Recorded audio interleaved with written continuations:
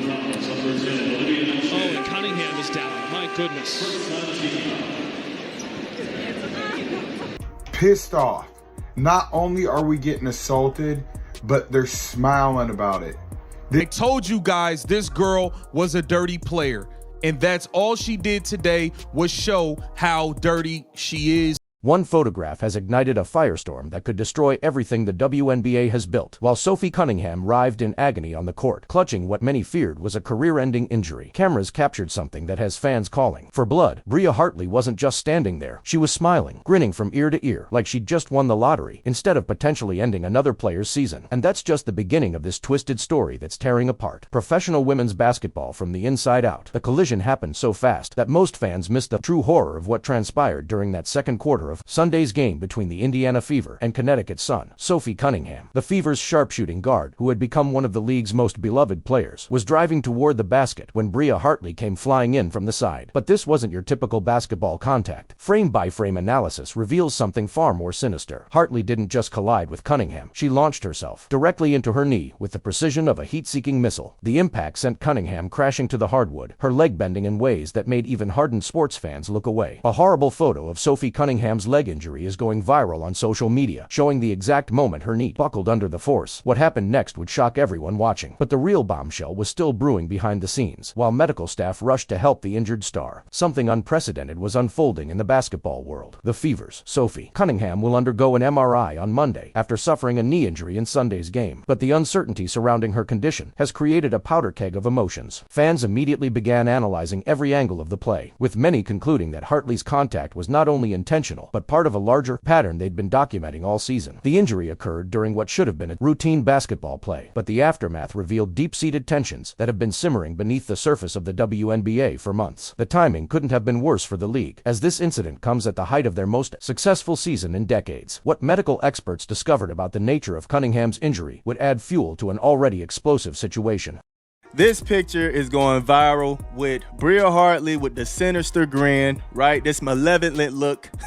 Arena, scary moment as we went to commercial. Sophie Cunningham hit the floor hard and Sports injury specialist Brian Suter, who analyzes athlete injuries on his YouTube channel, broke down the collision in disturbing detail. His analysis revealed that while the mechanism of injury could potentially cause an ACL tear, the way Cunningham's knee was bent inward suggested a more likely MCL injury, or even a kneecap dislocation. The force required to cause such damage, according to multiple biomechanics experts, far exceeded what would be expected from normal basketball contact. Video evidence shows Hartley's trajectory changed mid-air, suggesting a deliberate adjustment to maximize impact with Cunningham's planted leg. Former NBA players who reviewed the footage expressed shock at the level of force involved, with some comparing it to intentional targeting seen in football rather than basketball. The medical implications are staggering. This type of injury can end careers, destroy earning potential, and cause lifelong pain and mobility issues. But the physical damage pales in comparison to what this incident has exposed about the culture within the WNBA. This isn't an isolated incident. It's the latest chapter in what insiders are calling the WNBA's dirty secret. The targeting of marquee players like Caitlin Clark and Sophie Cunningham has become so blatant that former players are breaking their silence. Chennedy Carter shoved Clark to the ground in what was a blatantly dirty play directed at the one player in the WNBA who is making the league relevant on the national stage for the first time in its nearly 30-year history. Anonymous sources reveal that certain veterans have formed what amounts to a coordinated effort, systematically going after the league's new superstars with increasingly dangerous plays. The evidence is mounting with each game, and the pattern is undeniable. Clark has been body slammed, eye-poked, and subjected to flagrant fouls that would result in ejections in any other professional league. One of the theories shared by fans as well is Fever general manager Lynn Dunny's that the guard is being targeted for hard fouls by players around the league. Cunningham faced similar treatment throughout the season, with opponents seemingly targeting her specifically because of her growing popularity and marketability. The psychological warfare extends beyond physical contact, with players making inflammatory comments to media and engaging in social media campaigns designed to diminish these rising stars. What league officials are doing about this coordinated assault will make your blood boil. The silence from WNBA headquarters is deafening, and the reason why exposes corruption at the highest levels. Commissioner Kathy Engelbert has repeatedly ignored calls for investigations, refused to increase penalties for dangerous plays, and according to leaked emails, actively discouraged referees from making calls that might disrupt the flow of games. Sources inside the league office revealed that officials are terrified of the backlash they'd face from certain player groups if they started handing out serious suspensions. The monetary implications are staggering. A single star player being sidelined can cost a league millions in viewership and merchandise sales. In Internal documents show that the league's growth strategy is entirely dependent on a handful of marketable players, making them reluctant to protect these same players when doing so might upset the established hierarchy. The commissioner's public statements about player safety ring hollow when compared to the private communications, showing her office's real priorities. But the real reason for their inaction is far more twisted than mere money concerns. It reveals a power structure that prioritizes appeasing veteran players over protecting the stars who are actually driving the league's success. Bria Hartley deserves zero benefit of the doubt. And Sophie Cunningham's family not too happy. The fan reaction to Cunningham's injury has revealed the ugly truth about WNBA fandom that nobody wants to discuss. While thousands expressed genuine concern for the injured player, a disturbing segment of fans actually celebrated the devastating blow. Social media exploded with posts from accounts linked to rival player fan bases, openly cheering Cunningham's pain and hoping her injury would be corrected. The hatred runs so deep that these so-called fans have turned a professional sport into a war zone, where different player fan bases actively root for each other's destruction. Screenshots of the most vile comments went viral, showing fans making jokes about career-ending injuries and expressing hope that more players would get hurt. Fan who was waiting for Chicago Sky at their hotel badgered Kennedy Carter about her flagrant foul on Caitlin Clark earlier in the week, showing how the toxicity has spilled into real-world harassment. The divide isn't just about basketball. It's become a cultural battleground with racial, political, and generational undertones that threaten to tear the sport apart. The toxicity has reached levels that make other sports controversies look tame by comparison, but the most shocking revelation about this fan war is yet to come. Behind the scenes, veteran players have been orchestrating a campaign to undermine the league's new stars through coordinated media messaging and strategic on-court targeting. Leaked group chats revealed discussions about putting rookies in their place and teaching them respect. The conspiracy extends to former players turned media personalities who consistently downplay incidents involving established players while amplifying any perceived slight by the newcomers. This coordinated effort has created a hostile environment where the league's most marketable players are treated as enemies rather than assets. The psychological toll on players like Clark and Cunningham has been severe, with sources close to both players describing panic attacks, sleepless nights, and serious consideration of early retirement. Team management has been forced to hire additional security and mental health professionals to deal with the unprecedented harassment. The situation has become so toxic that several potential sponsors have quietly withdrawn from negotiations, citing concerns about associating their brands with the controversy. What makes this conspiracy even more disturbing is how it's being enabled at the highest levels of the organization.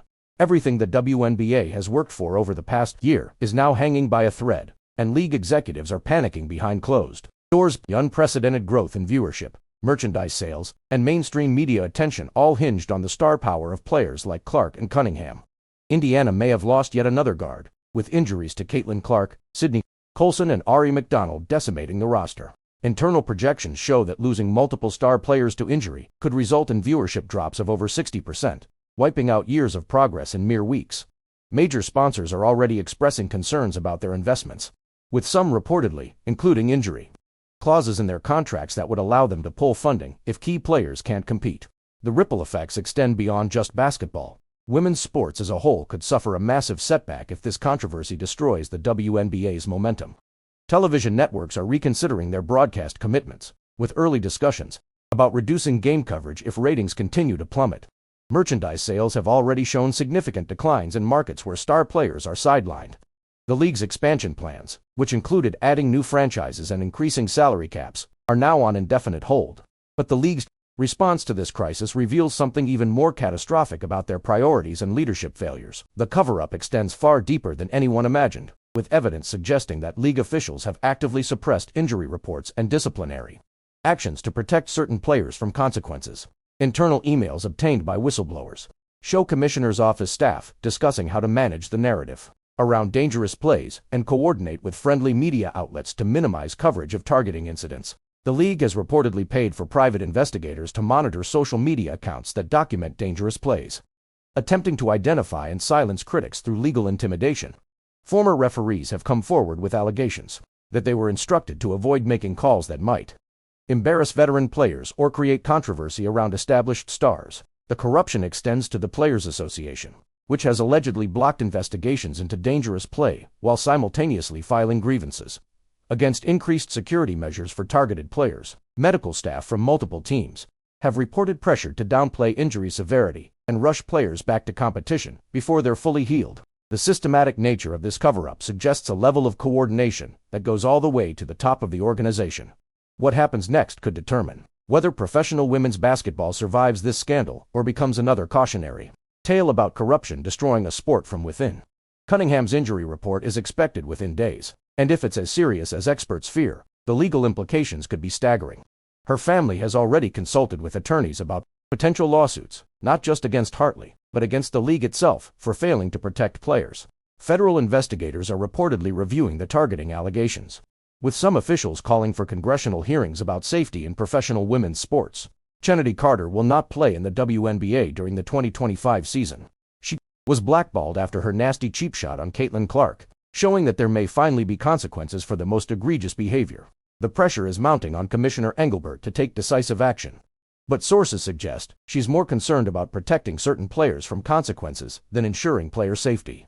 Player agents are reportedly advising their clients to consider overseas opportunities rather than risk their careers in what they're calling an unsafe work environment. The National Basketball Players Association has expressed interest in potentially representing WNBA players if the current union continues to fail in protecting their members. International leagues are already reaching out to American stars, offering lucrative contracts and guaranteed safety measures that the WNBA refuses to provide. If the WNBA doesn't act fast, they might find themselves facing criminal charges, federal investigations, and the complete collapse of everything they've built. The clock is ticking, and the next few days will determine whether we're witnessing the rise of women's basketball or watching it destroy itself from within through jealousy, corruption, and a fundamental failure to protect the very players who made its success possible.